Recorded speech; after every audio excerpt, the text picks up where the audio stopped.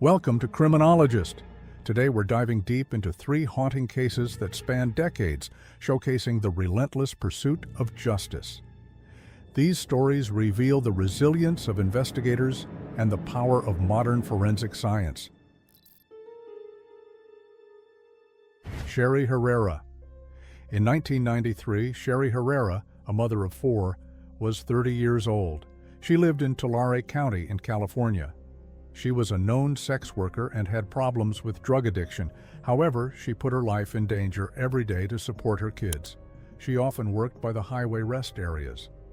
It was March 30th, 1993, when Sherri's body was found about 400 miles from Tulare, off of Interstate 10, near the eastbound on-ramp to the 10 freeway near Desert Center in Riverside County, California. Her last seen moments were being dropped off at a rest stop between Tulare and Pixley. According to a witness, she planned to be picked up 10 minutes later, but she was never seen alive again.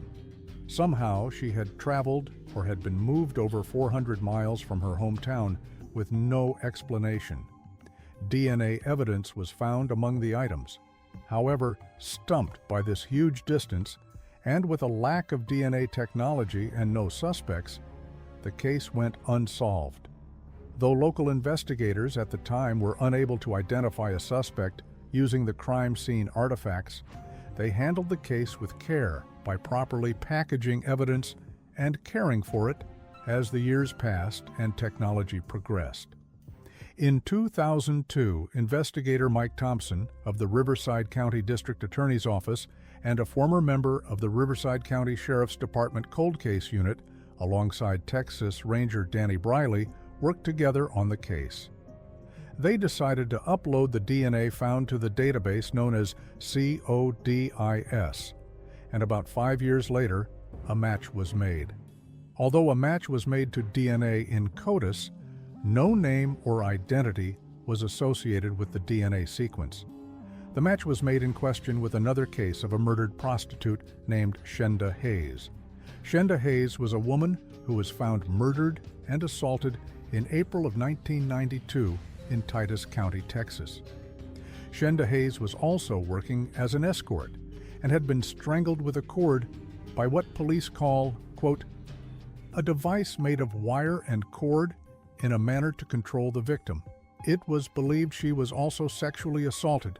Her body was then callously left by a rest area along Interstate 30 near Mount Pleasant in Titus County. While investigators now had a DNA match to two crime scenes, they still had no name to go along with that DNA sequence. In September 2020, the Riverside Cold Case Unit began conducting forensic genealogy inquests into both deaths of Sherri Herrera and the connected death of Shenda Hayes. The Texas Rangers had previously processed the evidence and derived and created a file based on a single nucleotide. This type of file is then able to be uploaded to public genealogical company databases, which process the results.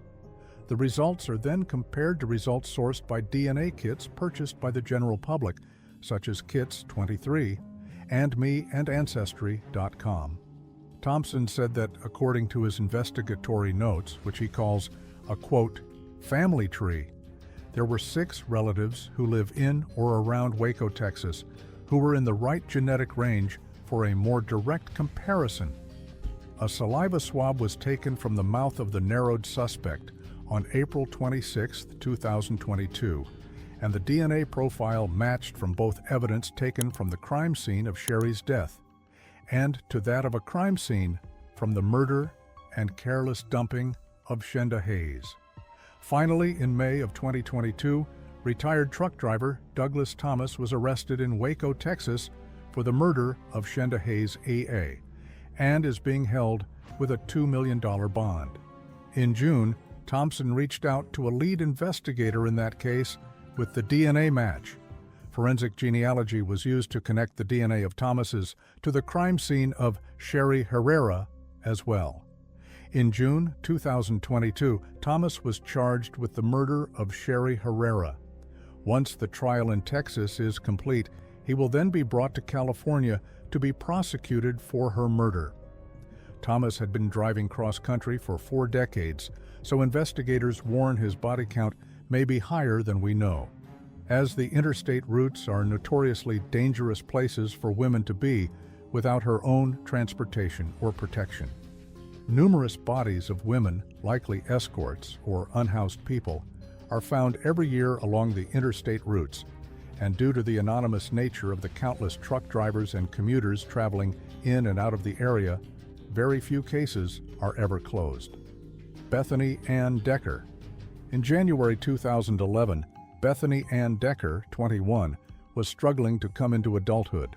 A native of Fredericksburg, Virginia, she had moved to the Washington area as a result of her marriage to Emil Decker. Together the couple had a son, but her husband's frequent deployments to Afghanistan, often of indeterminate or agonizingly long durations, severely strained the marriage. Bethany became pregnant again near the end of 2010.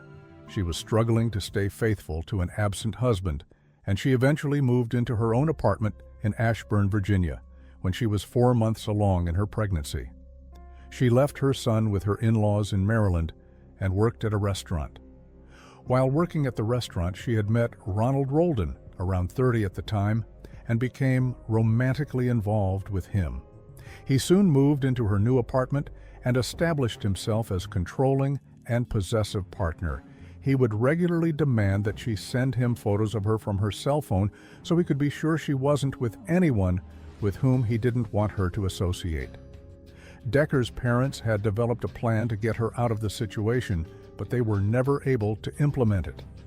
On January 29, 2011, she called the restaurant she worked at from her apartment to check her schedule. It would be the last time anyone heard from Bethany.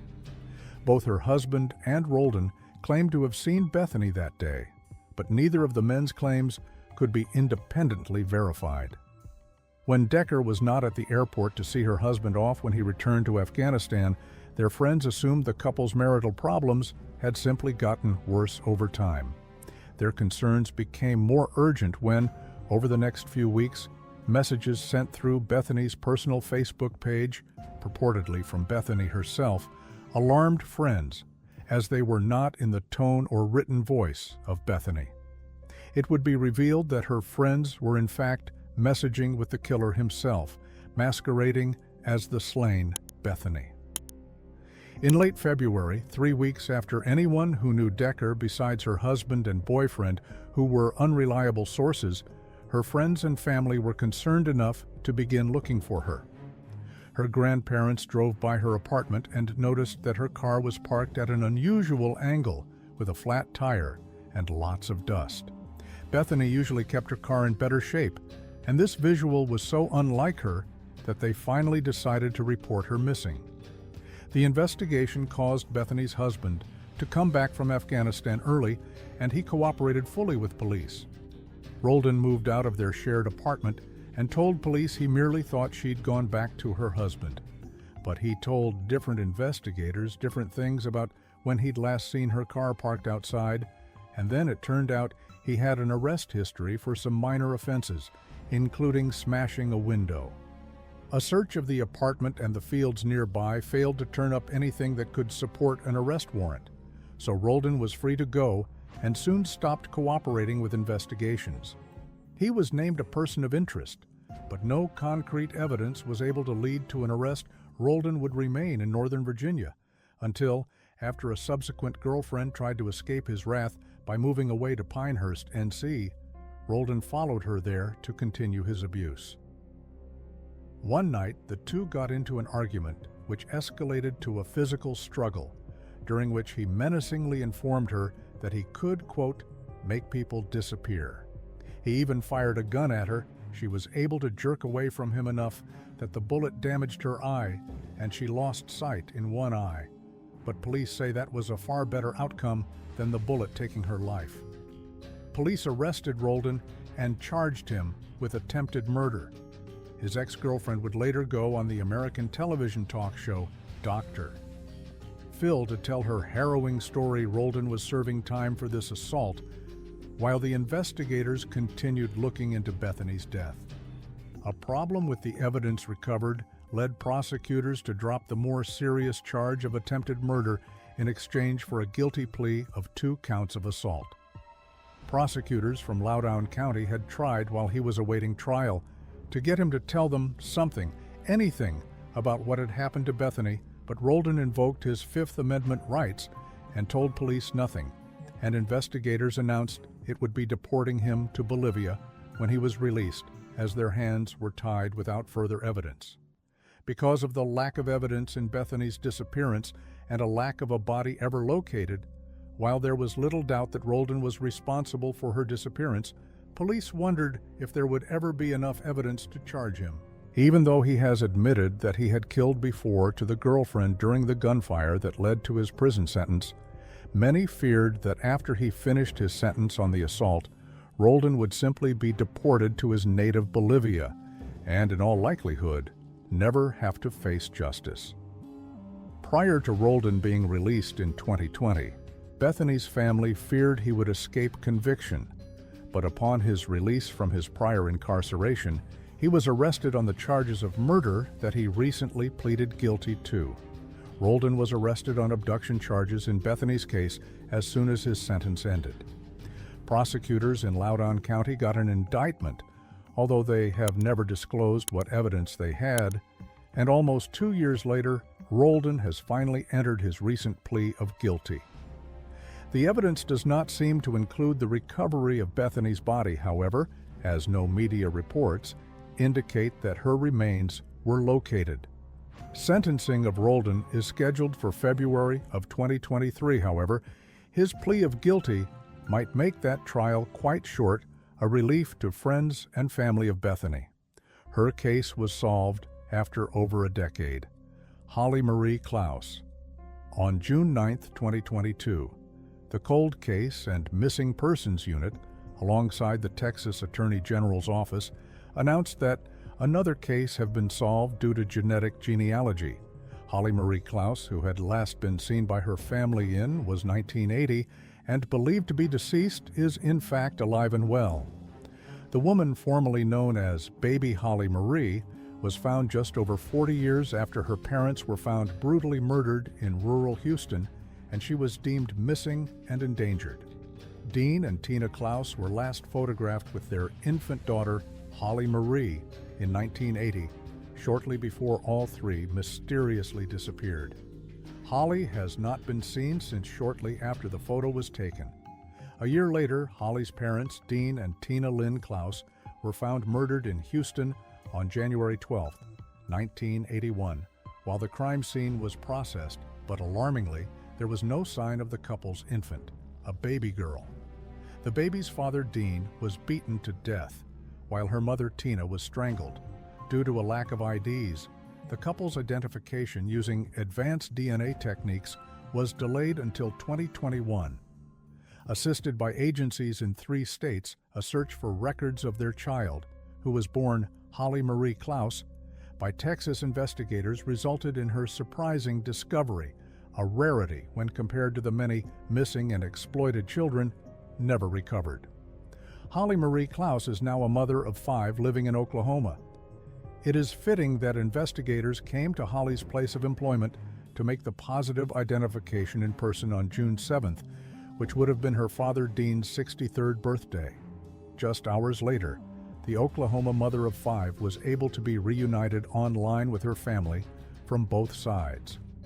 In an effort to help locate Holly after her parents were finally identified, the Hope for Holly DNA project in her honor became the custodian of the genetic profiles of several of Holly's family members. Detectives believe Holly's disappearance is linked to a religious organization that some say has cult-like characteristics. 2 women who identified themselves as the Nomadic Religious Women's Group brought Holly to the church, said Brent Webster, an investigator with the Texas Attorney General's Cold Case and Missing Persons Unit. The detective goes on to say, "They were wearing white robes and they were barefoot. They indicated the beliefs of their religion, including the separation of male and female members." That information rang some bells for Rick Allen Ross, a world-renowned expert on cults and their recruitment behaviors. Ross said the description of the women's dress sounded highly similar to that of the Christ family. No further details have been given, although there is some talk that Holly was given up prior to her parents' murders, as some media outlets say she was found at a church a year prior to her parents' death. But no further details are given, as police say, due to the sensitive nature of the ongoing investigation, they are not able to provide more information.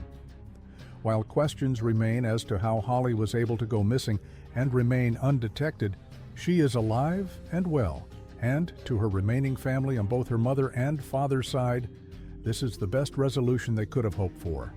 Her missing persons case was closed after over 4 decades. What do you think about these cases? Should we explore more stories like this? Drop your suggestions in the comments, and don't forget to like and subscribe to Criminologist for more gripping true crime content. Hit the bell icon so you're notified every time we post. Together, let's uncover the truth, one case at a time.